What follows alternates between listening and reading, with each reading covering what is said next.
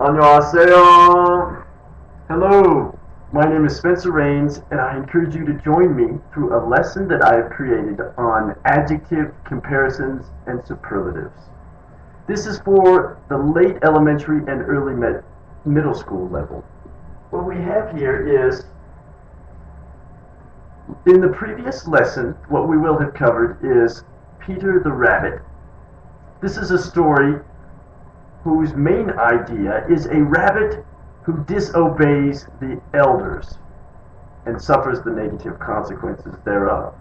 So we will have covered the main idea and specific details about the story.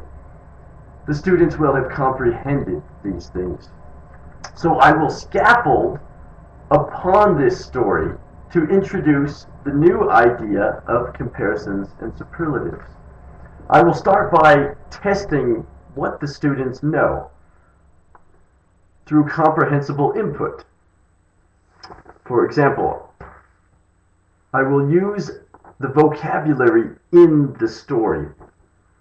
To start, which one of these two is softer? Correct. Which one is more tired? Correct. Who is hungrier? Correct. And so on for all of the adjectives in the story. So based on the performance of the students in this task, I will proceed with a reinforcement of the grammatical rules, specifically that they will be using. For example, I will highlight what scenarios use what form to compare. We have two forms, more than and adding er and then.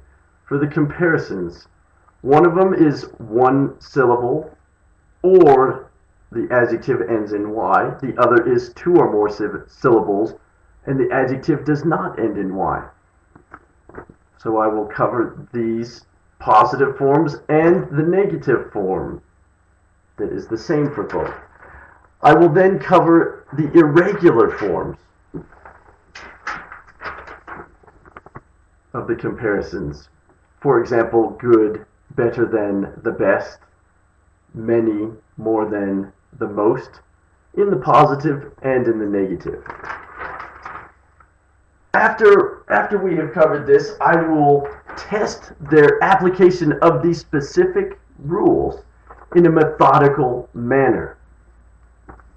In this activity I have created, what we have is a list of adjectives from the story and beyond, and what they need to do is decide, okay, one, how many syllables is it?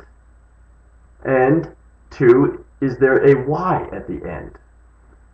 Knowing this information in this step-by-step procedure, they can decide the correct form of the comparison. So they do this for all of the adjectives here. So this is testing their accuracy of the target language. And we want to move eventually into fluency by the end of the lesson, which we will see. So here is a more of a fluency-based activity where we test not only the correct form of the adjective, but they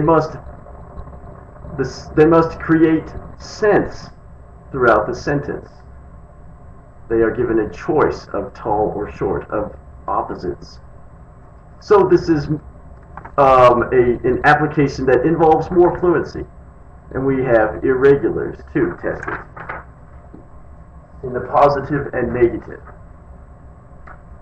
So we want to move further into a fluency-based activity such as this one, where they are given a complete sentence that makes sense, but the form is incorrect.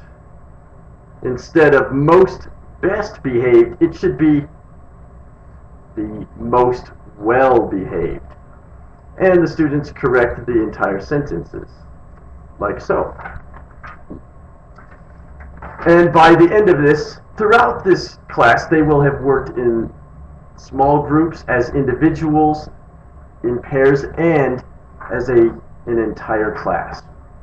So By the end of it, also, they will have worked on, they will speak in small groups and share with the entire class the description of characters in the story using comparative adjectives and superlative adjectives from the story. So this is a case where they have moved from accuracy to fluency, from comprehensible input to production.